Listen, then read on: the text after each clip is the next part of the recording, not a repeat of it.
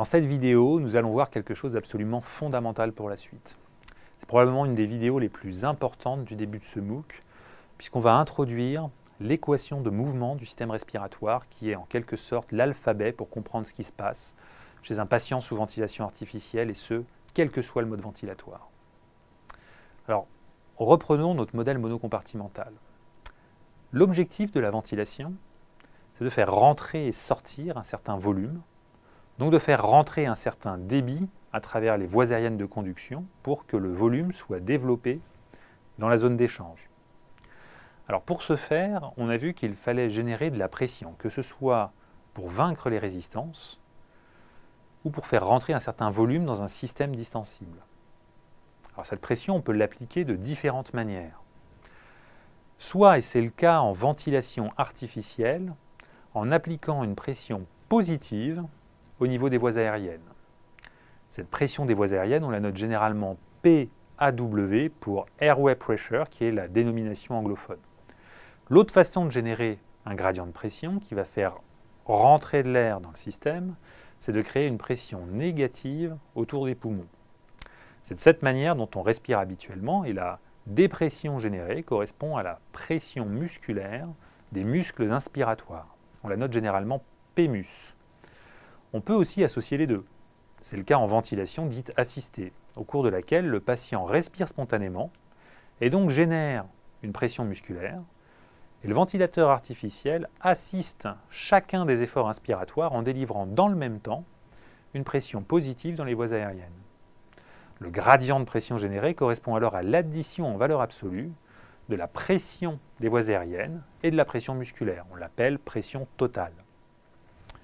Ce qui nous intéresse ici est de relier au cours de l'inspiration, encore appelée insufflation sous ventilation artificielle, cette pression totale, parfois uniquement composée de la pression des voies aériennes sous ventilation contrôlée, parfois uniquement composée de la pression musculaire sous ventilation spontanée, ou de l'addition des deux sous ventilation assistée, donc de relier cette pression totale au débit d'air qui rentre, et donc au volume d'air généré dans le système, et à la mécanique respiratoire.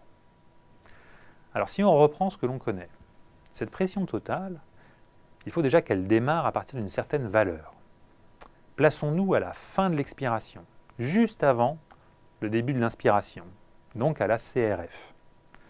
Et on va appeler la pression qui règne dans le système P0. En conditions normales, chez un sujet sain, P0, c'est égal à la pression atmosphérique environnante. Elle est donc égale à 0 cm d'eau par rapport à la pression environnante. Quand on part de cette pression P0, au cours de l'inspiration ou de l'insufflation, il faut appliquer une pression supplémentaire afin de faire passer le débit inspiré ou insufflé à travers les voies aériennes de conduction caractérisées par leur résistance. Alors souvenez-vous, la résistance, c'est le gradient de pression divisé par le débit.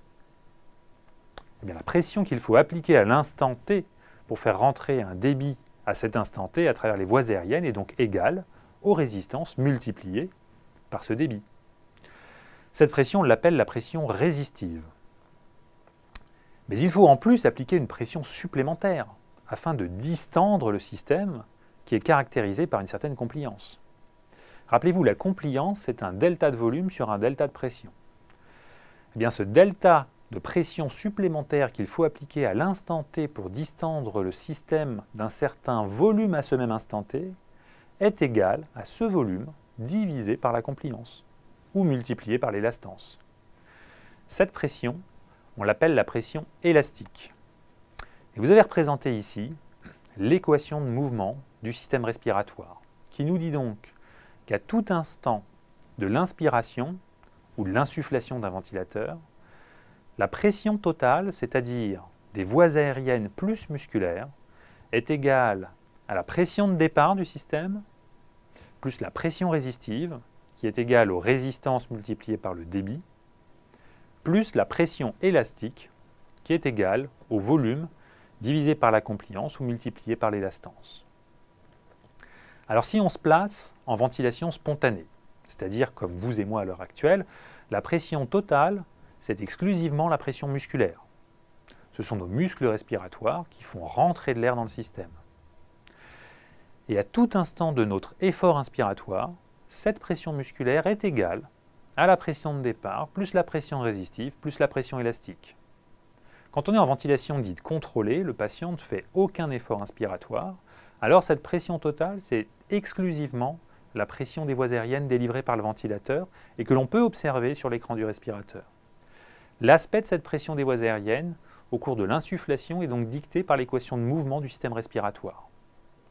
Enfin, en ventilation dite assistée, les deux intervenants participent. Le patient fait un effort inspiratoire et développe donc une pression musculaire, et dans le même temps, le ventilateur délivre une pression positive dans les voies aériennes, afin d'assister cet effort inspiratoire.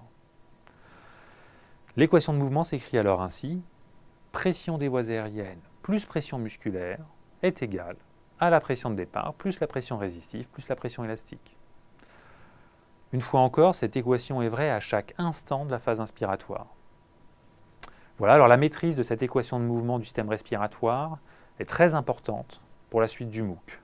Nous allons par exemple voir plus loin comment utiliser cette équation pour mesurer au lit du malade la mécanique respiratoire du patient, c'est-à-dire les résistances et la compliance de son système respiratoire.